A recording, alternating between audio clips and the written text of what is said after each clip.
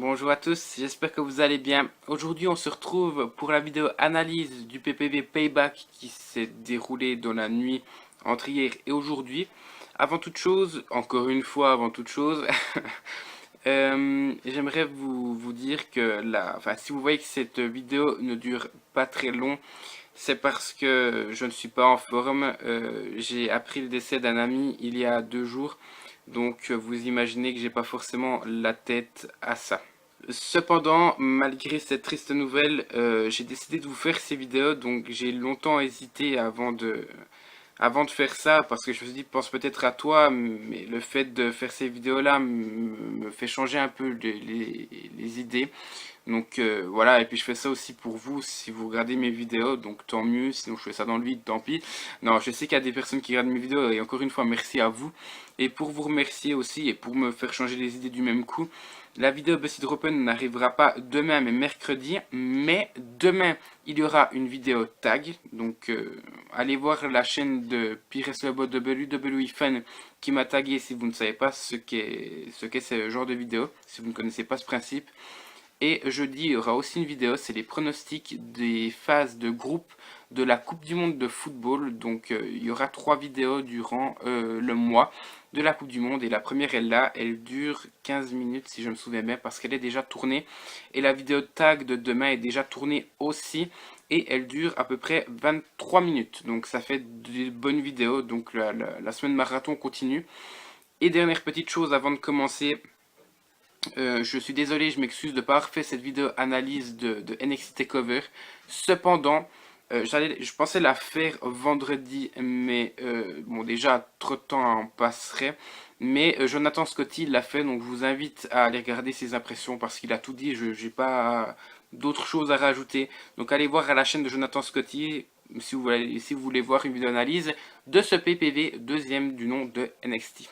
Voilà, donc je vais faire quand même relativement vite, enfin du moins je l'espère, parce que j'ai pas forcément, comme je vous ai dit, les idées au clair, donc j'étais pas non plus au clair hier, j'étais un petit peu ailleurs, enfin vous pouvez bien comprendre je pense, donc j'ai pas pris énormément de notes pour les matchs, donc on va quand même commencer tout de suite. Le premier match, pardon, c'était Cesaro contre Sheamus qui défendait donc son titre US pour la deuxième fois depuis qu'il l'a gagné. La première fois étant le SmackDown d'après sa victoire contre Dean Ambrose. Match donc remporté par Sheamus comme vous l'avez vu par un petit paquet. Donc voilà comment ne pas trop décrédibiliser Sheamus. Cesaro, pardon, dans le sens où il avait fait son Cesaro Swing, il était encore un peu étourdi. Sheamus en a profité, donc on peut en juger que ça ne... Il a toujours l'épée sur terre sans que ça tourne autour de lui. Hein. Voilà, donc un petit roll-up. Un small package aussi, comme on peut dire. Donc ça ne décrédibilise pas trop Cesaro, qui ne se sera même pas pris de Brogue Kick au final. Donc j'ai marqué que c'était un bon opener, que c'était un début bien bourrin, début du match et début du PPV si on veut bien aussi, parce que c'est deux lutteurs qui sont assez physiques. Et une suite, voilà, c'est la conclusion que j'ai mise sur ce match-là. Est-ce qu'il y aura la suite? Je ne pense pas, étant donné qu'il y a le Money in the Bank et que je vois bien les deux participer à ce match-là. Donc, ouais, je pense que Cesaro va gagner le Money in the Bank ou Sheamus. De toute façon, ce serait un des deux à mon avis. Donc, voilà, Cesaro, ce serait quand même plus classe, étant donné que Sheamus a déjà 1, 2, 3 titres à son actif majeur. Donc, voilà. Ça, on en parlera une prochaine fois. J'ai mis 8 sur 10 pour ce match-là, donc qui est un très très bon match. Ensuite, on a eu un match parmi deux qui n'ont pas été annoncés, dont la Ryback Cell contre Brotherhood, donc deuxième match de la soirée. J'ai été tellement déçu en voyant ça. Je me suis dit, ok, les mecs, ils ont pas de match, donc pas beaucoup de temps pour le PPV, ça va nous finir une demi-heure en avance. Donc ils rajoutent des matchs bouche-trou au lieu de mettre, je sais pas. Par exemple, ils auraient pu mettre Summerray contre Leila. Non, on met Brotherhood contre Ibaxel. Je me suis dit au moins que ça servirait à quelque chose. Alors certes, il y a une petite avancée, mais c'est pas ce qu'on attendait. Donc j'ai mis propre au match, quelle vitesse de Cody, parce que Cody enchaînait les prises à un moment donné.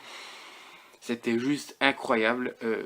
Enchaîner aussi vite. D'ailleurs, il s'est loupé sur un Ah, je sais plus comment s'appelle la prise, mais il s'est loupé et j'ai eu très peur. D'ailleurs, il se tenait l'arrière de la tête.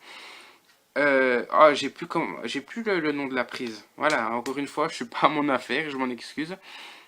Euh, donc beaucoup de rebondissements. En fait, quand je mets ça, on sait pas tout d'un coup qu'on pensait que c'était la Ray-Baxel qui allait gagner, d'un coup on pensait que c'était Brotherhood et ça changeait tout le temps. Dans ma tête, c'était ouais, Ray-Baxel va gagner pour confirmer le heel enfin pour amener le heel turn de Cody. Et après, je voyais une victoire de Cody Rhodes. Je me suis dit, ah ouais, pour les recrédibiliser un peu. Donc à chaque fois, je jonglais, je faisais le yo-yo entre ces deux pensées-là. Et au final, j'étais vraiment perdu parce que ça arrêtait pas de faire ça. Donc c'était très très bien joué. J'ai mis explosif, comme dirait Ajus. Et victoire de Ray-Baxel qui dégage de plus en plus de charisme. Alors ça, encore une fois, je suis seul à trouver. Mais pour moi, cette équipe a un quota charisme en heal qui est juste monstrueux. Moi, personnellement, j'adore. Et je renvoie pour une 132e fois à cette vidéo-là. Allez regarder la vidéo sur YouTube. Un concours de bouffe qui est remporté par Ryback. Où on voit Curtis Axel derrière faire le con. Charisme heal de malade. Ça transpire du charisme cette vidéo-là. Ça me fait rappeler Bad Influence encore une fois à la TNA. En moins bon, mais en débutant. Mais c'est quand même ça. Et faire une comparaison, c'est quand même pas rien. Voilà, donc je trouve que c'est très bon. Et à côté de ça, on a le bon petit discours de Cody. Bon petit, mais très efficace. De frère à frère, je pense qu'il te faudra un autre coéquipier. Voilà, il se casse. Classe. C'est pas une turn comme on s'y attend. C'est pas du Titus O'Neil avec Darren Young. C'est-à-dire, où sont-ils passés? Darren Young est blessé. Ok, parenthèse fermée. Donc voilà, j'ai mis 7,5 sur 10 parce que malgré ma déception de voir ce match-là, qui pour moi n'avait rien à faire ici, ça avérait quand même être plaisant. Ensuite, on a eu Biggie contre Rousseff. Alors, match bon. Et là, pour dire que Rousseff, j'étais pas emballé, ça m'emballe plus parce qu'il y a enfin quelqu'un qui est à la hauteur en fait en face de lui. Maintenant, Biggie perd. Je voyais cette rivalité comme enfin une rivalité difficile pour Biggie, étant donné que Rousseff est sur une streak d'invincibilité. Sauf que malgré ça, je pense qu'ils essaient de le faire passer en bon gros face costaud, mais qu'ils n'arrivent pas à l'établir sur la crédibilité. Voilà, c'est juste ça, et ce match-là ne l'a pas aidé. Donc moi, je verrais plus alors, par exemple, un turn de Sheamus et Biggie. Ouais, mais à ce compte-là, il faudrait pas qu'il y ait le titre en jeu, mais un bon turn de Sheamus et une rivalité avec Biggie, par exemple, où Biggie pourrait gagner le match. Et là, maintenant, ça l'aiderait à gravir les échelons. Là, avec une rivalité comme ça, pour Biggie, c'est pas possible. Parce qu'il fait du surplace. Son titre intercontinental, ça ne l'a pas aidé. Au départ, oui, mais pas par la suite. En tout cas, pas à la fin. Il lui faut une rivalité contre un heel établi et un heel charismatique ou costaud. Voilà pour Sheamus. Pour moi, ce serait le bon client pour ça. Après, j'ai mis quel Spear de Biggie, quand il traverse non seulement les cordes, mais il traverse Rousseff aussi. Biggie abandonne, voilà, donc c'est dingue, je crois que c'est la première fois qu'on voit ça. Et match quand même trop court pour moi. Je mets quand même 7 sur 10 parce que j'ai été étonné en bien de la part des deux côtés. Donc, ouais, c'est... Biggie, je le vois par la suite me dire dans 3 ans, ouais, il est dans le main event. Il a sa place. Sauf que c'est pas sûr au moment où on en parle. Mais moi, j'imagine bien Biggie être pas à la place de Cena, mais dans le main event, pourquoi pas dans quelques années. C'est une sorte de relève Biggie, hein. Je suis désolé, le niveau mix skill, c'est juste dégueulasse pour le moment, mais il a une présence qu'il n'avait pas à NXT, je trouve. Mis à part qu'il avait son compte de 5 à NXT, il n'avait pas de présence, là il l'a. Et c'est ça que j'attends de Rousseff, c'est ce petit plus-là. Et Biggie, pour moi, c'est le futur. Il fait partie du futur et je suis vraiment emballé. Franchement, c'était loin d'être gagné, mais moi, vraiment, il me fait envie. Allez, pas chercher du sexuel là-dedans. Ensuite, il y a eu Bodalas contre Kofi Kingston. Donc voilà, ce match-là, je ne l'ai pas noté étant donné que c'était pas un match. Et si je me souviens bien, j'ai vu des gens comme Christophagus, par exemple, qui disaient est-ce que maintenant c'est un Kane contre Kofi Kingston? Donc comme vous l'avez vu, Kane est intervenu en début de match. Donc c'est pour le garder actif, bien sûr, vu qu'il n'a pas de rivalité en ce moment. Je pense que ça interviendra ce soir contre Daniel Bryan pour continuer à la rivalité. Justement, Kane est intervenu, a détruit Kofi Kingston pour confirmer rôle. Mais alors, le rôle de Kofi Kingston à la WWE, c'est un des plus fixes qu'on ait. Hein. Il y a Cena dans le rôle du Superman invincible, et il y a Kofi Kingston qui a pour moi le deuxième rôle le plus sans béton, le plus solide, c'est celui du Jobber quand même. Avec des JTG et des Yoshitatsu qui sont aussi très très bons dans le sens de faire oublier qu'ils existent, Kofi Kingston est roi des jobbers et voilà, il faut quand même le préciser. Et j'adore Bodalas, voilà. J'étais pas fan aussi à NXT et pour moi, ouais, j'adore. Ensuite, on a eu du BNB contre du RVD. Allez, on va parler français aujourd'hui. Donc, Rob Van Dam qui défendait son titre intercontinental. Alors là, je pense que c'était le match où j'étais le moins dedans. Est-ce que c'est ce qui se passe dans ma vie personnelle ou est-ce que c'est le match qui m'a vraiment endormi? C'était lent, il y avait des grosses cassures. Des fois, il y avait des prises, mais les deux lutteurs restaient au sol pendant 30 secondes ou quoi. Ce match était lent à mourir. Pourtant, c'est deux lutteurs que j'adore. Plus Bad News Barrett que Rob Van Dam. Mais Rob Van Dam, c'est une légende qui mérite sa place dans le Hall of Fame. Voilà, le début, enfin, jusqu'avant la fin, c'était lent chez lent. La fin était plus rythmée quand même. Et quel bout la mur, encore une fois, mais c'est monstrueux. Alors, j'ai toujours dit, oui, je suis peut-être totalement masochiste. Maso. Mais j'ai toujours voulu me ramasser des prises de catch. Donc, en tête de liste, il y avait le WMD. En deuxième liste, il y avait le RKO. Mais alors, le bout la mur, je crois que je vais le mettre en liste 0, tout en haut. Parce que, mon Dieu, c'est juste incroyable. Ouais, c'est une prise dévastatrice. J'ai mis 7 sur 10 quand même, malgré tout. Je sais pas pourquoi je suis autant clément.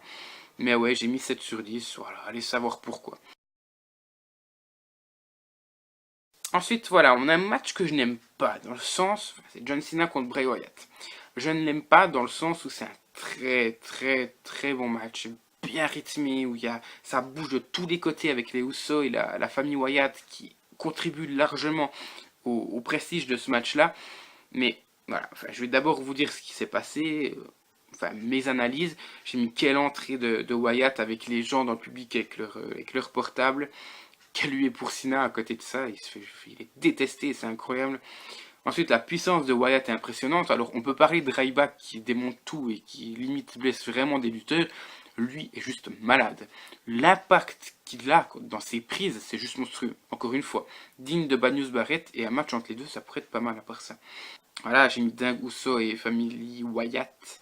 J'ai mis Luke Harper est malade. Et il a assuré dans ce match-là. Je ne sais pas si vous êtes rendu compte, pardon. Mais je trouve qu'il a quand même bien assuré. Dans le sens où je ne sais pas si c'est le booking qui a fait ça, sûrement. Mais il était toujours debout et Jay vraiment s'en est ramassé plein la gueule avec lui. Et il dégageait quelque chose qu'il n'avait pas d'habitude. Qu'Eric Rowan n'avait pas, par exemple. Enfin, c'est mon point de vue. C'est difficile à expliquer ce petit truc qu'il avait là. Je trouve que ça lui va très bien. Comme s'il avait de l'assurance, en fait. J'aimais bien. Franchement, j'aimais bien.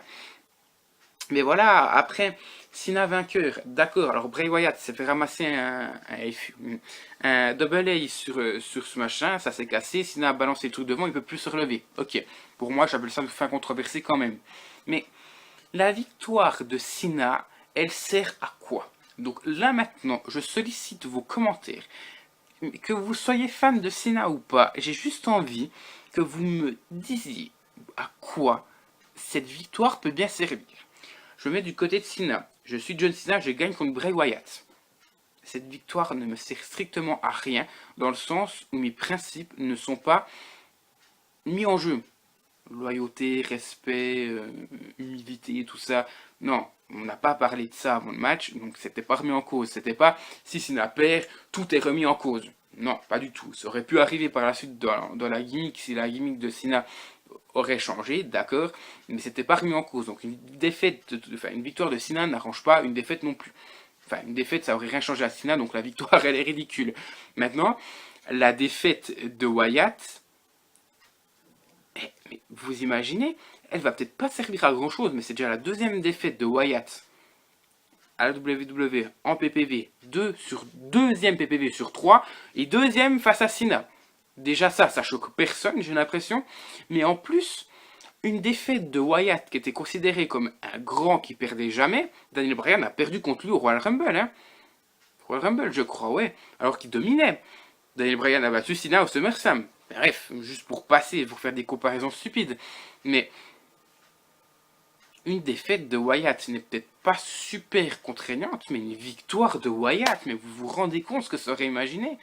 Une fin de rivalité avec contre Cena.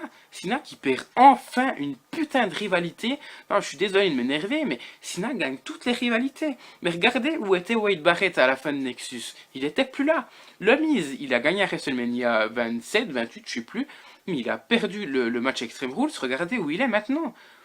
Mais Cena fait juste gâche tous les talents, donc c'est bien beau de mettre du Cena contre des nouveaux talents.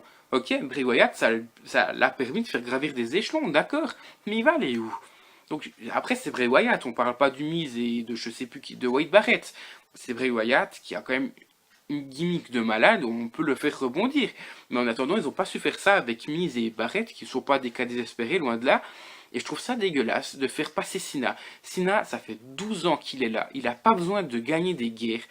Il a besoin de faire le même boulot que Rob Van Dam et Chris Jericho. Voilà. Cena, maintenant, je le mets. D'accord, il est tout le temps là. Il fait beaucoup de choses pour la WWE. Mais je le mets au même niveau que les Rock et tout ça. Il n'a pas besoin de gagner des guerres contre des rookies. C'est juste ça. Alors, qu'il aille gagner contre des Sheamus, qu'il aille gagner contre des Randy Orton, contre des Triple H, même si ça m'énerverait, ça ne change rien. C'est une rivalité entre vétérans, si on veut bien. Mais là, c'est des rookies qui viennent d'arriver et Cena gagne la guerre. Alors moi, je ne comprends pas ça. J'avoue avoir de la peine à comprendre. Il a enterré la Nexus, il a enterré Wade Barrett par la même occasion, il a enterré le Miz. J'espère qu'il va pas enterrer la famille Wyatt. Et j'espère que surtout que la rivalité est vraiment terminée là, parce que j'en peux plus. On va de nouveau se retaper des Cena contre Harper, Cena contre Owen, Cena contre Major Handicap, Cena contre Wyatt. Ça, stop, il y en a marre. Mais ouais, je pense que vous pouvez même me citer d'autres... Bah, Umaga, il l'a clairement enterré, Umaga. Voilà, le défunt Umaga. Merde, quoi. Il y en a plein des lutteurs comme ça. Il y en a plein. Cena les enterre, c'est bien de le mettre contre Cena. Ça aide les rookies à gravir les échelons plus vite. Par exemple, si je vois bien Cena contre Biggie là, voilà, parfait. Sauf que c'est pas possible, c'est deux faces. Mais vous comprenez ce que je veux dire. Ça aide les talents, les nouveaux talents, à gravir les échelons beaucoup plus vite et aller beaucoup plus vers le main event. Mais s'ils perdent la guerre contre Cena, ça leur sert pas aux rookies, mais ça sert surtout à rien. Cena, ça change rien qu'ils gagnent ou qu'ils perdent la guerre. Ça change rien. C'est un lutteur qui a rien à prouver maintenant et qui a plus rien à gagner dans des rivalités comme ça. Surtout qu'il n'y avait rien qui était en jeu pour lui, donc je ne comprends pas le choix de faire gagner Cena. Peut-être que je rage un peu. Une victoire de Cena, je vous dis, contre un vétéran, il peut gagner tous les matchs qu'il veut. Limite, si c'est des rivalités bien construites, ça me fait plaisir de voir Cena. Et là aussi, ça me fait plaisir de le voir. C'est un bon lutteur qui est cantonné au stade de Pokémon avec ses 4 attaques, mais c'est un lutteur qui est bon, il nous l'a prouvé à plusieurs reprises. Mais merde, quoi, contre les rookies, il doit perdre les guerres maintenant. Peut-être pas toutes, mais au moins quelques-unes. Ouais, je sais pas. Vous imaginez, aurait pu être Bray Wyatt maintenant. Money in the Bank. Il aurait pu demander un match pour le titre contre Daniel Bryan aussi. Je sais pas, là, maintenant, ça le fait moins parce qu'il a 2 défaites à son actif. Et voilà, ça le fait moins. Et je suis désolé, si vous êtes fan de Cena, pour moi, je trouve ça dégueulasse. Donc, après, le match était très très bon, je suis d'accord. C'est du 10 sur 10, mais j'enlève carrément un point pour ce résultat désastreux. Ça ne sert à rien, ça ne fait avancer rien du tout. Donc, je mets 9 sur 10. Voilà. Petite rage si on veut, mais c'est ma vidéo. Ensuite, il y a eu Paige contre Alicia Fox, donc là, ouais, manque de rythme clair et net. Paige est toujours sur la réserve. Elle est très très attractive de par son charisme et de par son catch, son armada de prise. Mais la personne que je vais mettre en avant là, dans ce match-là, c'est Alicia Fox. En fait, elle n'a pas fait grand-chose. Mais sa gimmick la fait interagir avec le public. Et c'est ça que j'aime bien. C'est pas... Paige, c'est ça qui lui manque, je trouve. À part gueuler, en ce moment, elle interagit pas, forcément avec le public. Et il lui manquerait peut-être ça et un peu plus de fougue, et pour moi, elle serait parfaite. Alicia Fox, elle interagit avec le public. Bon, elle est heel, c'est plus simple. Mais elle interagit, et moi, ça me va. Cependant, c'était un match classique, un match trop court aussi, c'est pas passé grand-chose. Mais c'est 2 bonnes lutteuses que j'apprécie. Franchement, là, des Alicia Fox et des Paige. Alicia Fox, ça fait longtemps que je dis qu'elle est sous-estimée. Elle a un match en PPV, ça me va. Paige, ça fait longtemps que je l'attendais. Je ne me plains pas. Je mets quand même 7 sur 10, ça peut paraître dur, mais le match vaut ça à mon avis. Et on va terminer, alors finalement, la petite Impact Sina m'aura fait rattraper tout le temps que j'avais perdu. Donc finalement, on aura un 20 minutes. De toute façon, c'est pas autant long que la vidéo pronostic, mais j'aurais quand même tenu mes engagements depuis le départ.